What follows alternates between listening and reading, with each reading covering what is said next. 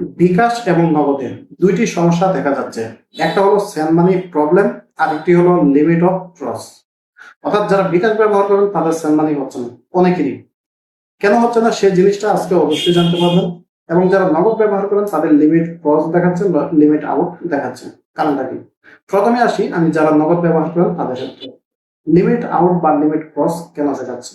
সেটা হলো প্রত্যেকদিন যে আপনি লেনদেন করেন অথবা মাসে যে লেনদেন করেন সেটার কিন্তু একটা নির্দিষ্ট পরিমাণ লিমিট থাকে বা পরিমাণ থাকে।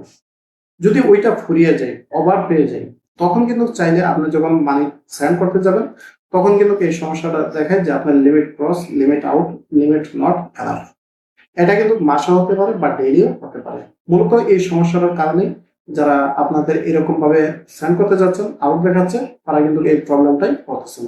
তো অনেকে জানেন না মূলত এই প্রবলেমটা কি। তো আশা করি আপনি বুঝতে পারছেন। তো এই ধরনের যদি প্রবলেম হয় তাহলে অবশ্যই আপনি অপেক্ষা করবেন। পরবর্তীতে যখন আপনি সেন্ড করবেন তখন কিন্তু চলে যাবে, তখন কিন্তু আপনি লিমিট ক্রস দেখাবেন। তো আরেকটা যে জিনিস দিলে সেটা হলো বিকাশ। বিকাশে সেন্ড মানি যাচ্ছে না বা পাঠাতে পারতেছে না। কারণটা কি? কারণটা হলো দেখেন, আপনি যখন অ্যাকাউন্টের টাকা থাকবে অথবা কেউ যখন আপনাকে টাকা পাঠাবে তখন কিন্তু আপনি সেন্ড মানি করতে পারবেন, সেক্ষেত্রে কিন্তু যাচ্ছে। তো যাদের যাচ্ছে না তাদের কারণটা হলো মূলত যারা সরকারি বিভিন্ন ধরনের ভাতা পান, যেমন বয়স্ক ভাতা, বিধবা ভাতা, আরো যে অন্যান্য সুযোগ সুবিধা বা ভাতাগুলো আসে সেগুলো। এছাড়াও হতে পারে সেটা উপবৃত্তি টাকা বা অন্যান্য সরকারি ফান্ডের থেকে, ধরেন ফ্যামিলি কার্ডের টাকা বা অন্যান্য যে কার্ডগুলোতে আছে সেই টাকাগুলো যখন আসে সেই টাকাগুলো সাধারণত সেন্ড মানি হয় না। এটা যেটা হয় সেটা হলো আপনি চাইলে সেটা ক্যাশ আউট করতে পারবেন, মোবাইলে রিচার্জ করতে পারবেন। এই দুইটা উপায়ে আপনি এই টাকাটা উইথড্র করতে পারবেন।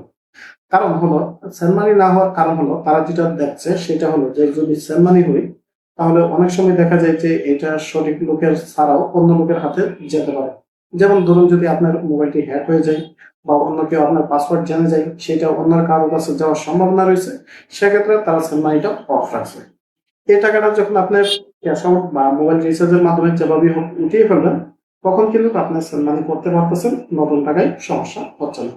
শুধুমাত্র যাদের ভাতার টাকা মোবাইলে যতক্ষণ পর্যন্ত থাকবে ততক্ষণ পর্যন্ত সেন্ড মানি হবে না। তো আপনি যদি এই ধরনের প্রবলেমে পড়েন তাহলে আপনার মোবাইলের টাকাটা সর্বপ্রথম আপনি যেটা করবেন ক্যাশ আউট করে নেবেন। তাহলে কিন্তু এর পরবর্তীতে যখন আপনার মোবাইলের টাকা আসবে বা থাকবে সেক্ষেত্রে কিন্তু এই সমস্যাটা থাকবে না।